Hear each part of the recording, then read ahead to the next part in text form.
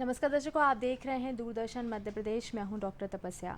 आज का हमारा कार्यक्रम विशेष कार्यक्रम है क्योंकि विश्व उपभोक्ता अधिकार दिवस के उपलक्ष्य में हम आपके बीच में एक खास कार्यक्रम लेकर आए हैं। और हम सब जानते हैं कि 15 मार्च जो होता है वो विश्व उपभोक्ता अधिकार दिवस होता है और हम सबका अधिकार है कि बैंकिंग सेक्टर के बारे में, उनके अधिकार के बारे में हम ज़्यादा से ज़्यादा जानें। और मुझे लगता है कि जब हम ज़्यादा से ज़्यादा जानते हैं तो उससे हम ज़्यादा जागरूक होते हैं और लोगों को भी जागरूक करते हैं।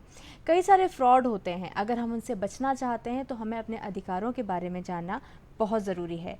और आज के इसी उपलक्ष्य में हमारे बीच में जिस तरीके से हम बात कर रहे हैं, भारतीय रिजर्व बैंक भोपाल से लोकपाल सुश्री ईरा गुप्ता जी हमारे बीच में मौजूद हैं। आइए हम उनका स्वागत करते हैं। मैडम, आपका स्वागत करते हैं हमारे कार्यक्रम में। और जैसे कि आज हमारा विशेष कार्यक्रम है, हम 15 मार्च को विश्व उपभोक्ता अधिकार दिवस सेलिब्रेट करते हैं और इसका मकसद यही होता है कि हम लोगों को जागरूक कर सकें। तो आज का जो कड़ी है उसमें पहला प्रश्न मेरा आपसे यही रहेगा कि भारतीय रिजर्व बैंक ने ग्राहक अधिकार के क्षेत्र में क्या कदम उठाए हैं? सबसे पहले 1995 में हमने बैंकिंग लोकपाल योजना शुरू की थी। ये ग्राहकों के हितों के लिए था और उसमें जहाँ भी बैंकों में सेवा में कमी थी उसका त्वरित और निशुल्क निवारण के लिए ये योजना हमने शुरू किया था। उसके बाद फिर 2018 में NBFCs, दैट इज़ गैर बैंकिंग वित्तीय कंपनी, उनके लिए एक योजना किया था। और फिर 2019 में फिर डिजिटल ट्रांजैक्शंस, क्योंकि वो बहुत सारे फ्रॉड्स वगैरह होने लगे, सो डिजिटल उसके लिए एक योजना किया था। फिर 2021 में तीनों को एकीकृत किया था। बिल्कुल, जो आपने तीनों बताए हैं उन तीनों का एकीकृत जो था वो 2021 में किया गया था। अगर मैं 2021 की बात करती हूँ तो एकीकृत लोकपाल योजना क्या है 2021 की, वो भी हम विस्तार से जानना चाहेंगे। ठीक है, जैसे मैंने बोला था, ये 3 योजनाएं, इनको एकीकृत किया था और 12 नवंबर 2021 को हमारे प्रधानमंत्री श्री नरेंद्र मोदी जी ने इस योजना को लॉन्च किया था स्पेशली। तो ये 3 योजनाओं को एकीकृत किया है और इसमें 2 तरीके हैं शिकायत दर्ज करने के लिए। एक है ऑनलाइन, एक है ऑफलाइन। ऑनलाइन है, आप हमारे CMS पोर्टल में जाएंगे। CMS का फुल फॉर्म है कंप्लेंट मैनेजमेंट सिस्टम, और इसका जो साइट है वो है cms.rbi.org.in। सो इसमें आप शिकायत दर्ज कर सकते हैं घर बैठे बैठे। और दूसरा है ऑफलाइन, जो है कि आप चिट्ठी भेजेंगे। हमारे चंडीगढ़ में एक कार्यालय है, CRPC, centralised receipt and processing centre, केंद्रीकृत है वो। तो वहाँ पे आप एक ही जगह भेजना है चिट्ठी और वो वहाँ पे फिर वो कंप्लेंट वहाँ पे दर्ज होगा। बिल्कुल मैम, जैसे कि आप बैंकिंग लोकपाल में हैं तो मैं ये भी जानना चाहती हूँ कि आजकल डिजिटल, क्योंकि हर चीज़ बहुत ज़्यादा हो गई है, तो क्या डिजिटल होने से चीज़ें ज़्यादा कॉम्प्लिकेटेड हो गई हैं, शिकायतें जो ज़्यादा आने लगी हैं पहले से, या ज़्यादा स्मूथ हो गया है? दोनों है, स्मूथ भी हो गया है, स्मूथ तो हो ही गया है, ज़्यादा कन्वीनियंट तो है, पर लोग फिर शिकार भी, फ्रॉड के विक्टिम भी हो रहे हैं। तो but the advantages are definitely more. बिल्कुल, हम छोटे छोटे टिप्स आपसे ज़रूर लेंगे कि हमें किन चीज़ों का ध्यान रखना चाहिए जब हम लोग इंटरनेट बैंकिंग यूज़ करते हैं। लेकिन उससे पहले ये जानना भी ज़रूरी है कि शिकायत किन परिस्थितियों में दर्ज की जा सकती है, ये बहुत महत्वपूर्ण है। तो शिकायत बेसिकली होता है जिस संस्था से आप संबंध रखते हैं, सो जो रेगुलेटेड एंटिटी है, तो उसमें पहले आपको अगर उनके सेवा में कोई कमी है, आप उधर शिकायत दर्ज करेंगे। उनको थोड़ा टाइम भी देना पड़ेगा वो कंप्लेंट रिजॉल्व करने के लिए, 30 दिन के अंदर। पर 30 दिन के अंदर अंदर अगर आपको जवाब नहीं मिला और अगर आप वो जवाब से संतुष्ट नहीं हैं, तो फिर आप लोकपाल योजना के अंतर्गत आप शिकायत दर्ज कर सकते हैं। 30 दिन का टाइम देना पड़ता है उनको, नहीं तो अगर हमें 30 दिन से पहले मिलता है हम उसे अमान्य ठहराते हैं, तो कोई फ़ायदा नहीं है फिर। बिल्कुल, अगर हम शिकायत दर्ज की बात कर रहे हैं तो जहाँ भी आपका अकाउंट है या जहाँ से भी आप लोन लेते हैं और ऐसी कोई भी समस्या बैंकिंग से संबंधित आती है जहाँ से आप जुड़े हुए हैं, तो 30 दिन का समय एक यहाँ पे रखा गया है जिसके अंतर्गत आपको समाधान मिल सकता है। लेकिन अगर उसके बाद भी आपको लगता है कि नहीं हो पा रहा है तो आप निश्चित तौर पे लोकपाल जाकर आप इसकी शिकायत कर सकते हैं और वहाँ पे आपको समाधान भी मिलेगा।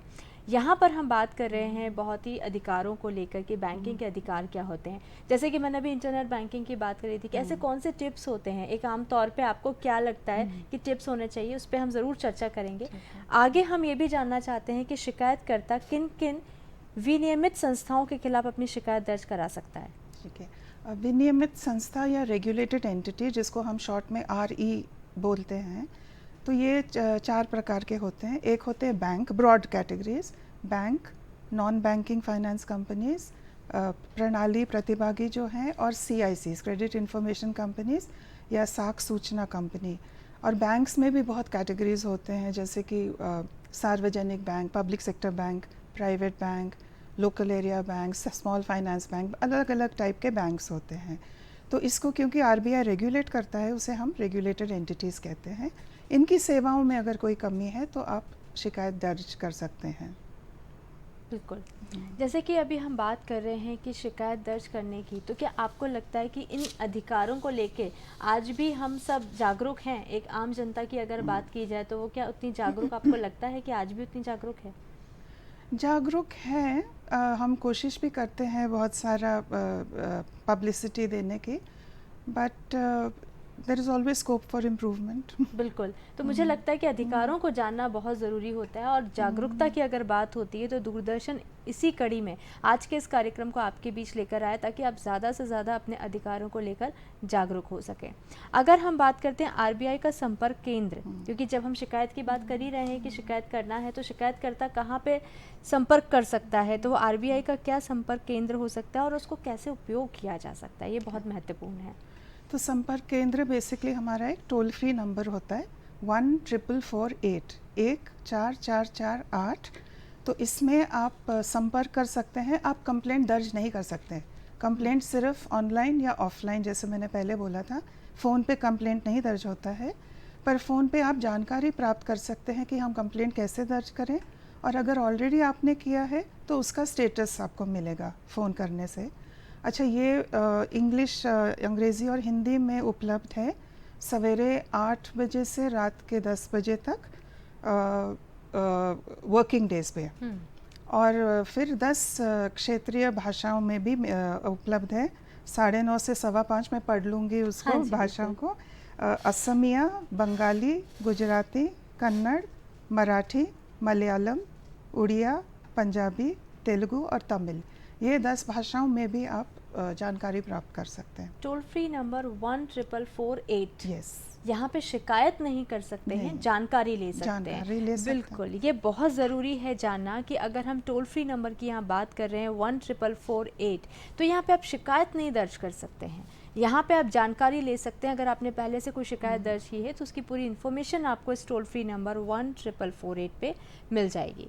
और अगर हम आगे बात करते हैं RBI OS की बात करते हैं 2021, उसके क्या लाभ थे, उसके बारे में भी हम विस्तार से जानना चाहेंगे। इसके कई लाभ है। जैसे मैंने बोला था पहले, 3 स्कीम्स थे, कौन सी स्कीम में अप्लाई करना है, क्या करना है। अभी आप एक ही जगह अप्लाई करोगे, बहुत सरल है, कहीं से भी। और जैसे मैंने बोला था पोर्टल, तो आप घर बैठे बैठे ही आप सब जानकारी, आप कंप्लेंट दर्ज कर सकते हैं। कोई डॉक्यूमेंट या प्रूफ आपको अपलोड करना है वो भी हो जाता है। फिर एक पता पर ही आप, एक पता है अभी, जैसे पहले अगर आपको भोपाल के ओम्बड्समैन से कुछ कंप्लेंट था तो आपको भोपाल ऑफिस में लिखना पड़ता था, अभी ये सीधा चंडीगढ़ लिख सकते हैं। और फिर आपने एक बार कंप्लेंट लॉन्च कर दिया, दर्ज कर दिया, तो तुरंत आपको एक कंप्लेंट नंबर मिलता है, यूनिक कंप्लेंट नंबर है। उससे आप फिर बाद में रियल टाइम ट्रैकिंग कर सकते हैं कि आपका कंप्लेंट का क्या रेजोल्यूशन है, क्या प्रोग्रेस है, कहाँ पर है। सो वो एक रियल टाइम ट्रैकिंग भी हो जाता है। और जब क्लोजर भी होता है तो वो भी आपको हम इन्फॉर्म करते हैं थ्रू द पोर्टल। अच्छा, जैसे कि मैम आपने बताया कि जो अगर चंडीगढ़ का जो आप एड्रेस बता रहे हैं, तो अभी सभी स्टेट्स के लिए वो कॉमन हो गया है? वो कॉमन वहीं पे जाएगा। ओके। जैसे पहले अगर हम बात करते थे मध्य प्रदेश के लिए अलग कहीं पे उनको संपर्क सूत्र होते थे, उत्तर प्रदेश के लिए अलग होता था, अभी आप ये बोल रहे हो कि एक ही संपर्क सूत्र है जहाँ पे वो अपना चिट्ठी लिख के अपनी बात, शिकायत को दर्ज करा सकते हैं। ये बहुत अच्छी बात है कि जब हम बात करते हैं शिकायत दर्ज करने की, तो हमें मल्टीपल ऑप्शंस ना हो के एक ही होता है, ताकि हमारे लिए आसानी हो जाती जाती है कि अपनी शिकायत भी दर्ज कर सकते हैं, और जैसे कि मैडम बता रहे हैं कि ट्रैक भी आसानी से वहाँ पे किया जा सकता है, जैसे कि यूनिक नंबर जो है वहाँ पे जनरेट करके। अगर अपने अधिकारों को लेकर बातचीत करनी हो तो मुझे लगता है कि सबसे पहले उसको जानना ज़रूरी है। अगर आप जानते हैं तो बातचीत करते हैं, और अधिकार आपको जब पता होते हैं तो उसके खिलाफ आप लड़ सकते हैं, आवाज़ उठा सकते हैं। इसी के साथ मैं ये भी जानना चाहती हूँ कि आरबीआई लोकपाल के पास शिकायत दर्ज करने के लिए न्यूनतम आवश्यक विवरण क्या है। ये बहुत महत्वपूर्ण है। कई बार शिकायतकर्ता बड़े उलझन में रहता है, तो क्या न्यूनतम आवश्यक विवरण की बात करती हूँ तो वो क्या है? उससे जस्ट बिफोर दैट एक चीज़ बताना चाहूँगी। एक कॉन्सेप्ट है वन नेशन वन ऑम्बड्समैन। जी। तो पहले था कि अच्छा मध्य प्रदेश का ऑम्बड्समैन, उत्तर प्रदेश का ऑम्बड्समैन जैसे आपने बोला, तो अभी वन नेशन वन ऑम्बड्समैन है, तो वो नए स्कीम में ये इम्पॉर्टेंट है। तो इसलिए कहीं भी आप कहीं से भी शिकायत है आप एक जगह कंप्लेन कर सकते हैं। अच्छा, जो आप कह रहे थे न्यूनतम, ये बहुत महत्वपूर्ण क्वेश्चन है, क्योंकि जब तक हमें पूरे डिटेल्स नहीं मिलते हैं हमें प्रोसेसिंग में बहुत मुश्किल होता है। तो बेसिक है जैसे नाम, आयु, लिंग, ईमेल आईडी, डाक पता जहाँ पे आप जवाब चाहते हैं, फिर लैंडलाइन नंबर अगर है आपके पास, मोबाइल नंबर, ये सब बहुत ज़रूरी है। फिर एक है क्योंकि अगर नहीं तो हम आपको कैसे संपर्क करेंगे अगर आप ये सब डिटेल्स नहीं देते हैं। अब पोर्टल में इजी है, क्योंकि पोर्टल में आप एक चीज़ क्लिक करते रहोगे, आपको नाम का ऑप्शन देगा, फिर एज, फिर ऐसे सब पोर्टल में हो जाता है। सीएमएस में ऑनलाइन करेंगे तो। ऑफलाइन में थोड़ा सा प्रॉब्लम है कि लोग चिट्ठी में क्या क्या डिटेल्स देते हैं। और एक फिर है कौन से आरई से शिकायत है, कभी लोग वो भी ब्लैंक छोड़ते हैं। अच्छा। तो हमें फिर मालूम नहीं कौन सा आरई और कौन सा शाखा, तो ये भी बहुत इम्पॉर्टेंट है। और जैसे मैंने पहले भी बोला था कि 30 दिन के आपको 30 दिन टाइम देना पड़ता है आरई को। तो आपने उनको कब कंप्लेन किया था और उनका कोई जवाब आया है या नहीं, आप चाहते हैं तो ये सब चीज़ें ऑनलाइन भी अपलोड हो जाती हैं, your application and the response to your application. So ये सब बेसिक ये डिटेल्स। तो कुछ एंट्री है वो पूरी की पूरी फिल होनी चाहिए, जो भी क्वेश्चंस उसमें मांगे गए हैं, क्योंकि वो हर एक क्वेश्चन अपने आप में बहुत महत्वपूर्ण होता है डिसीजन के लिए।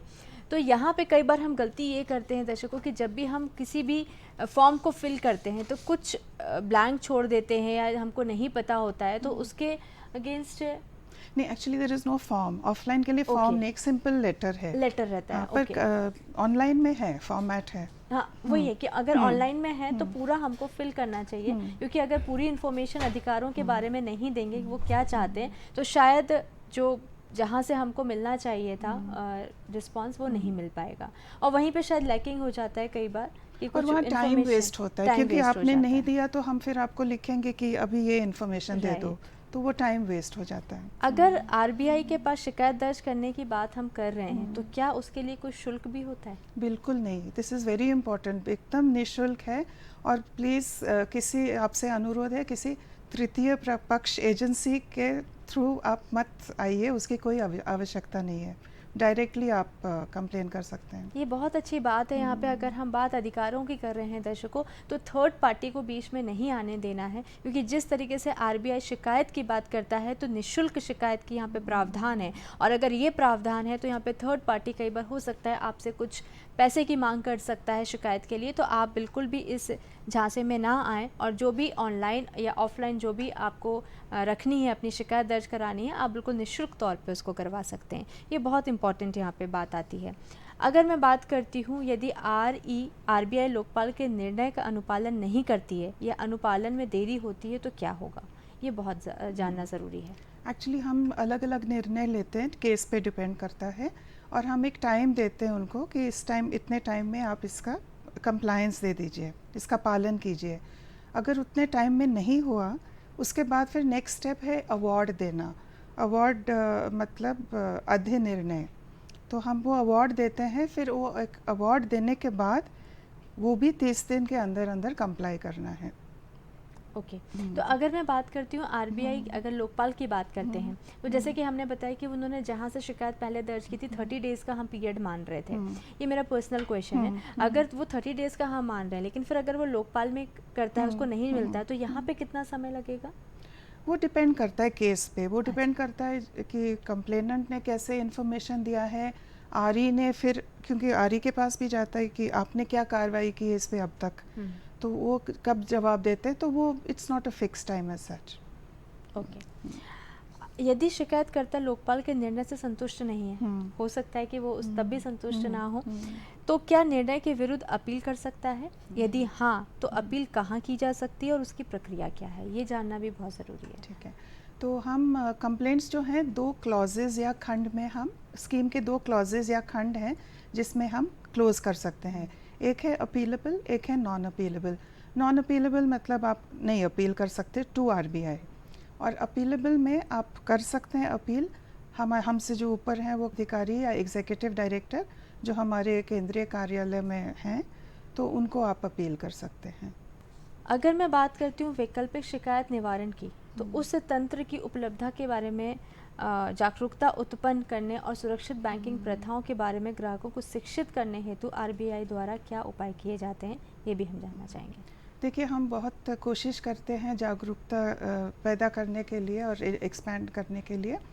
तो उसमें एक तो है आरबीआई कहता है, हमारा एक साइट भी है, तो उसमें हम ये एक टैगलाइन है जिसके साथ जागरूकता अभियानों का आयोजन किया जाता है। फिर उसके बाद हमारा आरबीआई साइट भी है, और सीएमएस पोर्टल में भी अगर आप लॉगिन करेंगे उसमें भी आपको मैसेजेस आएंगे। सचेत पोर्टल भी है, ऐसे हमारा अनाधिकृत संस्थाओं द्वारा जमा राशि के अवैध संग्रह संबंधी जागरूकता संदेश पर होस्ट, इस पोर्टल पे होस्ट किया जाता है। उसके अलावा फिर हमने 2 पुस्तिकाएं निकाली हैं। One is called be aware, उसमें जो मोडस ऑपरेंडी है फ्रॉडस्टर्स का, जो धोखेबाज द्वारा जो उपयोग की जाने वाली कार्य प्रणाली और फिर क्या सावधानी बरतनी चाहिए, वो एक बी अवेयर बुकलेट है। और एक है राजू और 40 चोर, जो राजू एक कॉमन मैन है और 40 चोर हैं जो उसको डिफ्रॉड करने की कोशिश कर रहे हैं। तो वो भी एक बुकलेट है, वो भी बहुत अच्छा है, हमारे साइट पे मिलता है, कॉमिक बुक फॉर्म में है, बच्चे भी पढ़ सकते हैं। सो ये है। और फिर अपार्ट फ्रॉम दैट हम आउटरीच प्रोग्राम और टाउन हॉल प्रोग्राम्स भी करते हैं। हो सकता है आपके कुछ दर्शकों ने वो अटेंड भी किए होंगे, क्योंकि हम काफ़ी ऑल ओवर द कंट्री ये हम करते हैं okay. To increase awareness about customer. बिल्कुल, जागरूकता बहुत ज़रूरी है अपने अधिकारों को लेकर। जैसे कि अभी हमने थोड़ी देर पहले भी मैंने आपसे पूछा था, फिर उस क्वेश्चन को हमने डिले कर दिया था कि जब भी हम लोग, क्योंकि इंटरनेट बैंकिंग पे सब डिपेंड होते जा रहे हैं और इतना फास्ट होता है कि हम कई बार ट्रांजैक्शन करते हैं और बहुत सारी चीज़ें ओटीपी आ जाती है या तो हम ध्यान नहीं देते हैं और उसको हम शेयर कर देते हैं, हम लॉगिन कर लेते हैं, कई बार ऑटोफिल का भी ऑप्शन आ जाता है। तो मैं एक जनरल वे में जानना आपसे चाहती हूँ कि किन बातों का आम तौर पे हमको ध्यान रखना चाहिए जब हम इंटरनेट बैंकिंग करते हैं? देखिए, सबसे इम्पॉर्टेंट मुझे लगता है कि आप कौन से साइट पे जा रहे हो। क्योंकि सबसे पहला प्रॉब्लम यही है कि लोग गलत साइट चूज़ करते हैं। क्या करते हैं, गूगल में जाते हैं, गूगल सर्च करके फिर वो फ्रॉडस्टर्स ने भी अपना साइट लगाया है वहाँ पे। सो आपको ऑथराइज्ड साइट में जाना है, जो बैंक का ऑथराइज्ड साइट है उसमें जाके फिर इंटरनेट बैंकिंग ऑप्शन क्लिक करना है। नहीं तो आप किसी फ्रॉडस्टर के साइट में जाएंगे, सब डिटेल्स देंगे, तो you will obviously be a victim of the fraud. So ये सबसे इम्पॉर्टेंट है मुझे लगता है पहले। सेकंड ये है कि वो बहुत सारे क्वेश्चंस जब आप जैसे आप बोल रहे हो क्लिक करते हैं ऑप्शंस, अकाउंट नंबर आपने ठीक क्लिक किया या नहीं। अब हम जब नंबर भी डायल करते हैं किसी को, कभी कभी 2 बार एक नंबर दब जाता है, रॉन्ग नंबर लगता है। सो लोग जो जल्दबाजी में अकाउंट नंबर आपने instead of let's say your account number is 1 2 3 4 5 6 7, तो आपने 1 2 3 4 5 5 6 6 या कुछ कर दिया, it will go to the wrong person. अब फिर उधर से रिकवरी करना प्रॉब्लम हो जाता है, it's not very easy. So वो उधर you have to be careful what you are filling in. Beneficiary का नाम, अब आपका नाम तपस्या है और तपस्या स्पेल्ड विथ ए और डबल ए और डबल एस, और ये सब चीज़ें ध्यान से आपको फिल इन करने हैं, you know. So you have to be careful while filling in, ऐसे जल्दबाजी में कुछ करना नहीं है। बिल्कुल, जब भी हम बहुत इंटरनेट बैंकिंग की बात कर रहे होते हैं, जैसे कि आपने बताया कि एक हमको ऑथेंटिक जगह से ही उसको करना चाहिए। एग्जैक्टली। और इसके अलावा आपने बोला कि जब हम उसमें फिल कर रहे होते हैं अकाउंट नंबर, तो वो भी हमें बहुत केयरफुल होना चाहिए, क्योंकि अगर हमने गलत किया तो कहीं ना कहीं पे हम खुद जिम्मेदार होते हैं और फिर हमको अधिकार नहीं होता है कि हम शिकायत कर सकते हैं। ये जानना बहुत ज़रूरी होता है दर्शकों कि जब भी अगर हम इंटरनेट बैंकिंग करते हैं तो थोड़ा सा एक बार 1 सेकंड के लिए रुक कर हमें वापस से देखना चाहिए और एक बार बैंक में जाके भी इस चीज़ के बारे में बातचीत करना चाहिए। एक चीज़ मैं और आपसे जानना चाहती हूँ, क्योंकि सीनियर सिटीज़न की बात करते हैं तो सबसे ज़्यादा वो बैंक पे डिपेंड करते हैं और वो बहुत भरोसा करते हैं क्योंकि उनका वो पुराना उससे जुड़ाव होता है। अगर मैं आरबीआई की बात करती हूँ तो सीनियर सिटीज़न्स के लिए क्या विशेष कुछ दिशा निर्देश जारी किए गए हैं? बहुत सारे किए गए हैं और जैसे कि आप भी जानते हो, हर दर्शकों को भी, कि हर घर में, लगभग हर घर में एक सीनियर सिटीज़न होते हैं। सो उनके लिए एक तो सबसे बेसिक जो था कि स्पेस, जगह प्राप्त होना चाहिए ब्रांच में, पानी, पीने का पानी होना चाहिए, फर्नीचर होना चाहिए। इस पे भी आरबीआई ने गाइडलाइंस दिए हैं। तो ये जो बेसिक फैसिलिटीज़ ये होने चाहिए। अपार्ट फ्रॉम दैट, काउंटर्स या तो डेडिकेटेड या तो प्रेफरेंशियल। तो काउंटर्स अगर या तो सीनियर सिटीज़न और दिव्यांग व्यक्तियों के लिए भी, एक सेपरेट काउंटर या एक ही काउंटर में उनको प्रायोरिटी दिया जाए, प्राथमिकता दिया जाए, वो एक है। फिर और एक है कि चेकबुक, जैसे चेकबुक के लिए आपको पहले ब्रांच जाना पड़ता था, अभी आपको नहीं जाना पड़ेगा। फिर डोर स्टेप बैंकिंग बहुत इम्पॉर्टेंट है, आपके दरवाजे पे आता है। ऑफ कोर्स दे चार्ज, ये इम्पॉर्टेंट है, ये नहीं कि फ्री है। तो डोर स्टेप बैंकिंग पे आपको कैश जमा करना है, उसका रिसीट मिलेगा। आपको कैश विड्रॉ करना है, बैंकर कैश लेके आएगा, आप जो भी फिल करना है आप करेंगे। उसके बाद अगर कुछ केवाईसी का डॉक्यूमेंट्स आपको अपडेट करना है वो करेंगे। सो ड्राफ्ट बना के देंगे, जो भी है वो आपको डोर स्टेप पे मिल सकता है। एंड फिर लाइफ सर्टिफिकेट, बहुत सारे पेंशनर्स होंगे, उनका वंस इन अ ईयर नवंबर में लाइफ सर्टिफिकेट, जीवन प्रमाण पत्र भरना पड़ता है। तो वो और अगर वो अपने घर में नहीं है, कहीं गए हैं दूसरे शहर में, तो आप, जिसको हम नॉन होम ब्रांच कहते हैं, आपका अपना ब्रांच नहीं जिधर अकाउंट है, वही बैंक का किसी भी शाखा में आप जा सकते हैं और वो शाखा का फ़र्ज़ बनता है कि वो अपलोड करें। सो ये बहुत सारे फैसिलिटीज़ हैं। अगर मैं इलेक्ट्रॉनिक और डिजिटल बैंकिंग की भी बात करती हूँ तो उसके माध्यम से अगर कोई धोखाधड़ी होती है तो उसके लेन देन से हुई हानि के संबंध में भी क्या आरबीआई के कोई दिशा निर्देश हैं? हाँ दिशा, अगर आपको एक तो आपको इमीडिएटली रिपोर्ट करना है ब्रांच में, इमीडिएटली, क्योंकि आप जितना देर करेंगे उतना नुकसान होता जाता है। क्योंकि हम क्या देखते हैं, वो जो फ्रॉडस्टर है 1-2 ट्रांजैक्शन करता है, फिर कभी उसके बाद भी करता रहता है। तो जितना पहले आप डिटेक्ट करके इन्फॉर्म करेंगे उतना जल्दी बैंक एक्शन ले सकता है। बिल्कुल, ये बहुत इम्पॉर्टेंट है। दर्शकों को मैं यहाँ बताना चाहती हूँ, जब भी हम डिजिटल बैंकिंग की सहायता लेते हैं और कोई भी तरीके से हमसे फ्रॉड होता है या कोई भी गलती होती है तो हम वेट करते हैं। कई बार हम खुद सोचते हैं कि हम कुछ वहाँ पे रास्ता निकाल लें, लेकिन यहाँ पे जैसे कि मैडम बता रहे हैं कि इमीडिएटली हमको रिपोर्ट करना चाहिए, बैंक में सूचना देनी चाहिए कि इस तरीके का फ्रॉड उनके साथ हुआ है, तभी आपको समाधान वहाँ पे मिल पाएगा। जैसे कि मैडम बैंकिंग लोकपाल के तहत आप काम कर रहे हैं और एक मैसेज हम देना चाहेंगे हमारे तमाम दर्शकों को, क्योंकि अगर हम बात करते हैं अधिकार की तो क्या क्यों ज़रूरी है और कितना जागरूक होना ज़रूरी है, क्या मैसेज देना चाहते हैं आप? देखिए, आपको अपने हित में ही जागरूक होना है। तो सबसे पहले तो मैं कहना चाहूँगी, prevention is better than cure. अगर जितना आप प्रिवेंट, क्योर तो है, बने आप बैंक में कंप्लेंट करेंगे, लोकपाल में करेंगे, बट प्रिवेंशन इज़ बेस्ट। तो जो छोटी छोटी चीज़ें हैं, सावधानी बरतनी चाहिए। पासवर्ड बिल्कुल शेयर नहीं करना चाहिए, चाहे वो ओटीपी है, पिन है, कुछ भी है। अकाउंट डिटेल्स, अगर आपका क्रेडिट कार्ड, डेबिट कार्ड है, उसके डिटेल्स लोग बहुत आसानी से, फैमिली में तो शेयर ही करते हैं और बाहर भी शेयर करते हैं, बहुत आसानी से करते हैं। और जैसे मैंने बोला था, गूगल पे जाके गलत जगह पे आप क्लिक मत कीजिए, go to the authorise site. And बस अंत में मैं कहना चाहती हूँ, आरबीआई कहता है जानकार बनिए, सतर्क रहिए। कितनी अच्छी बात है कि जानकार रहिए, सतर्क रहिए और अपने अधिकारों को ज़रूर जानिए। और इसी के संदर्भ में, यानी कि 15 मार्च विश्व उपभोक्ता अधिकार दिवस के उपलक्ष्य में आज हमने ये कार्यक्रम रखा था और हमारे बीच में भारतीय रिजर्व बैंक भोपाल से लोकपाल सुश्री ईरा गुप्ता जी यहाँ पे मौजूद थे, जिन्होंने तमाम जानकारी जो अधिकारों को लेकर दी, उसके लिए समय निकाल कर यहाँ पर आए। उसके लिए हम आपको बहुत बहुत धन्यवाद करना चाहते हैं। Thank you Tapasya ji, thank you for this opportunity. तो दर्शकों, अपने अधिकारों को ज़रूर जानिए। आज के लिए तो हमने बहुत खास जानकारी आप तक पहुंचाई। हम फिर मिलेंगे एक विशेष कार्यक्रम में आपके साथ बातचीत करने के लिए। तब तक अपना ध्यान रखिए। नमस्कार।